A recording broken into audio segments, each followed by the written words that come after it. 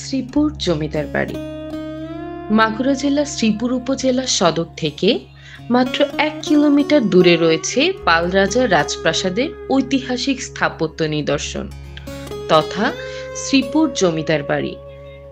প্রচলিত আছে শ্রীপুর জমিদার বাড়ি নির্মাণের পূর্বে বাংলার ১২ ভূঁইয়ার মধ্যে অন্যতম যশোরের মহারাজা প্রতাপাদিত্যের ছেলে উদয়াদিত্যের সঙ্গে জমিদার সারদারঞ্জন পাল চৌধুরীর মেয়ে বিভারানী পাল চৌধুরীর বিবাহ দেওয়া হয় এবং শ্রীপুর জমিদার বাড়ি নির্মাণে রাজা প্রতাপাদিত্য বিভিন্নভাবে সহযোগিতা করেছেন।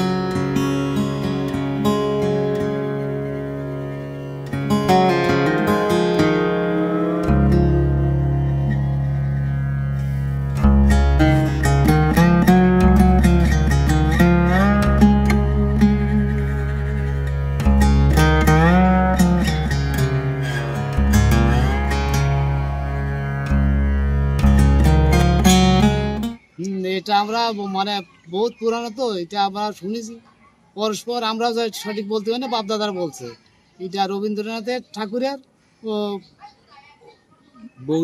বৌদির বাপের বাড়ি। তো বর্তমানে এখন ওনারা এখান থেকে চলে যাওয়ার পরে এটা মানে বিনিময় খরিদ করা আছে ইনুস সাহেব।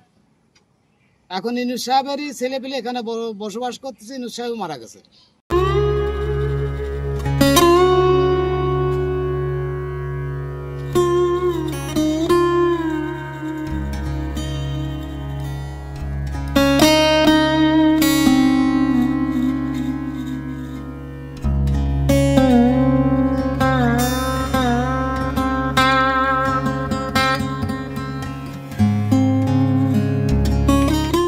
জমিদার সারদারঞ্জন পাল চৌধুরীর মেয়ে বিভারানী পাল চৌধুরীকে নিয়েই কবিগুরু রবীন্দ্রনাথ ঠাকুর বউ ঠাকুরানীর হাট উপন্যাস রচনা করেছিলেন। শ্রীপুর জমিদার বাড়ির দৃষ্টিনন্দন বিশাল প্রাসাদের ধ্বংসাবশেষ এবং বাড়ির সিংহদ্বার শ্রীপুর জমিদার বাড়ি দেখতে আসা দর্শনার্থীদের মনোমুগ্ধ করে রাখে।